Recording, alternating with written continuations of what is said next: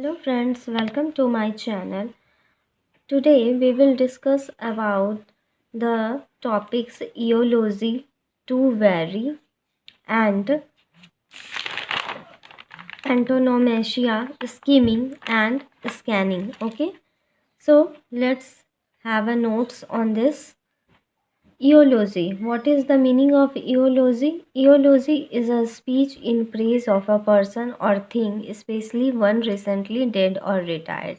ईओलॉजी जो होता है यह होता है किसी के बारे में तारीफ़ करना, उनके बारे में कुछ शब्द बोलना, जैसे किसी के रिटायरमेंट में जो होता है उनके कलीग्स या उनके फैमिली मेम्बर्स बोलते हैं, या किसी बड़े जो नेता होते हैं उनकी डेथ हो जाती है तो उनके एवज़ में भी कुछ जो है उनके बारे में उनकी जीवनी को बताया जाता है. So it can also praise a living person और people who are still alive. तो स्टिल अलाइव उन किन के बारे में बोला जाता है? जो रिटायर्ड है या जो बहुत ज़्यादा सोशल वेलफेयर में आगे रहते हैं, तो वहाँ पर उनके बारे में चर्चा की जाती है. Which normally takes place on special occasion like marriage, birthday, meetings etcetera. For example, the light has gone out of his lives. This speech was given by Jawaharlal Nehru after the death of Gandhi जी. इस line का मतलब है कि एक ऐसा उजाला ख़त्म हो गया जो हम लोगों के जीवन में भी उजाला करता था. So it is a long speech and contains eulogy. So इस लाइन में क्या है? प्रेज़ किसके बारे में हो रहा है? किन की तारीफ़ हो रही है? गांधी जी की.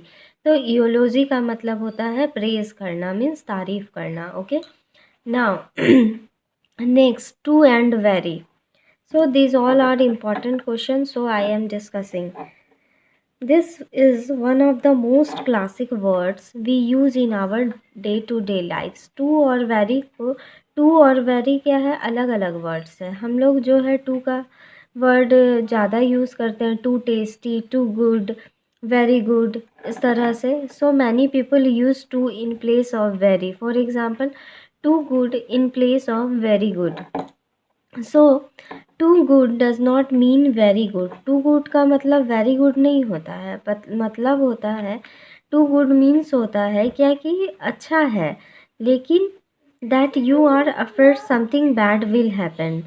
तो टू गुड को अगर वेरी गुड में लेंगे तो टू गुड मीन्स अच्छा है, लेकिन यहाँ पर जो एक अफ्रेड, एक डर सा है सामने वाले के लिए कि वो पूछना चाह रहा है कि मैं इस चीज़ को लूँ या ना लूँ. Okay, now antonomasia. Antonomasia means होता है व्यक्ति के नाम पर कोई उपाधि, मतलब कोई भी ऐसा चीज़. जैसे गांधी जी को हम लोग क्या कहते हैं? बापू. तो ये क्या है? उन्हें बापू नाम की क्या मिली? उपाधि मिली. ठीक है.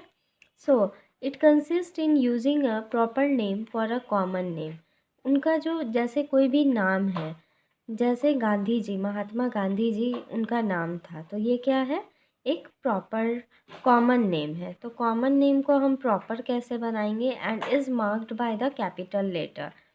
सो कभी भी जो है नेम को हम लोग क्या चीज़ से यूज़ करते हैं? Capital letter. Always write in capital letter. It is the interplay between the logical and nominal meaning of a word. For example, Chicago. Chicago को हम लोग किस नाम से जानते हैं? The windy city. William Shakespeare को हम लोग ज़्यादातर कैसे जानते हैं? The bard of Avon. ठीक है, वो कहाँ के राजा थे? एवॉन. सो इसी तरह जो है व्यक्ति के नाम पर जो उन्हें उपाधि दी जाती है उसे, अब यहाँ पे जैसे है हम लोग बापू, गांधी जी को हम लोग बापू के नाम से जानते हैं. तो इसी तरह जो है जो उपाधि मिलती है व्यक्ति को, तो उसके व्यक्ति या स्थान, कोई प्लेस यानी पर्सन्स को जो मिलती है एक प्रॉपर नेम जो मिलती है उनकी, तो उसे हम लोग एंटोनोमेसिया कहते हैं. Okay, now skimming. What is skimming? It is quickly used to quickly identify the ideas of text. तो यहाँ पे जो है हम लोग टेक्स्ट को जो है कैसे आइडेंटिफाई करेंगे। अब क्या आइडेंटिफाई करना है, skimming is done at a speed 3 to 4 times faster than normal reading. जब हम लोग कोई भी चीज़ किताब को पढ़ते हैं, अब जैसे आप ये स्कीमिंग को पढ़ रहे हैं तो अब आप यहाँ पे ये क्या करेंगे, यहाँ से लेकर जो है यहाँ तक क्या है, आप इम्पोर्टेंस लाइन को खोजेंगे। ठीक है, अब आप इस इम्पॉर्टेंट लाइन को खोजने के लिए क्या करेंगे, अपनी नज़र को जल्दी जल्दी जो है यहाँ पे दौड़ाएंगे कि हमें कुछ इम्पोर्टेंट लाइन मिल जाए। लेकिन मैंने यहाँ पे सारी इम्पोर्टेंट लाइन ही लिखी है। ओके नाउ, तो यहाँ पे जो है we use skimming when you want to see if an article may be interest in your niche. तो यहाँ पे आप ये देखोगे कि क्या ये कॉपी में या बुक में जो लिखी हुई है, क्या ये मेरी इंटरेस्ट की है, क्या ये मेरी ज़रूरत की चीज़ें हैं, तब आप इसे क्या करोगे, रीड करोगे। There are many strategies that can be used when skimming. तो बहुत सारी स्ट्रैटेजीज होती है जो स्कीमिंग के लिए यूज़ होती है। Some people read the first and last paragraphs using headings, organisers and highlighted points and then move down the page और स्क्रीन। हम लोग क्या करते हैं, कुछ जो हेडिंग होती है जो डार्क वर्ड्स में लिखी रहती है, ऑर्गेनाइज की हुई वर्ड रहती है, और कुछ जो है हाइलाइटेड पॉइंट रहते हैं, तो उसे हम लोग पढ़कर जो है उस जगह को मूव डाउन या फिर पेज को स्क्रॉल कर लेते हैं। Okay now next topic is scanning. What is scanning? When people are looking at a book or other reading materials in specific or detail.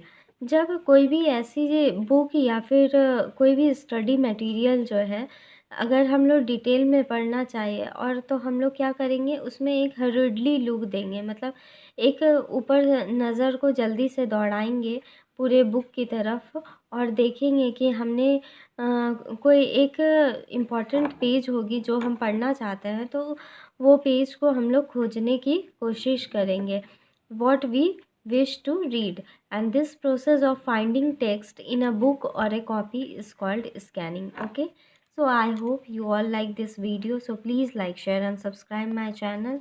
Thank you.